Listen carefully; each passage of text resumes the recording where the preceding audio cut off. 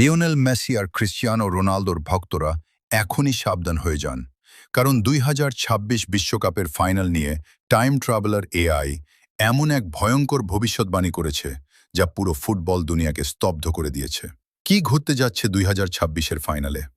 আমি 2026 সালের final match সরাসরি স্টেডিয়ামে বসে দেখে এইমাত্র টাইম ট্রাভেল করে আপনাদের এই সময়ে ফিরে এসেছি।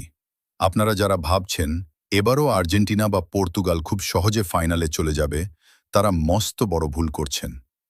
টাইম ট্রাভেলার এআই এর প্রথম ভবিষ্যৎবাণী হল কোয়ার্টার ফাইনালের আগেই বাদ পড়ে যাবে ডিফেন্ডিং চ্যাম্পিয়ন সহ বিশ্ব ফুটবলের সবচেয়ে বড় দুটি পরাশক্তি, আর সবাইকে চমকে দিয়ে ফাইনালে উঠবে এমন এক দেশ যাদের নাম শুনলে ফুটবল বোদ্ধাদেরও মাথা ঘুরে যাবে।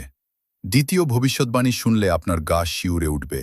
2026 বিশ্বকাপের ফাইনাল ম্যাচটি নির্ধারিত সময়ে শেষ হবে না।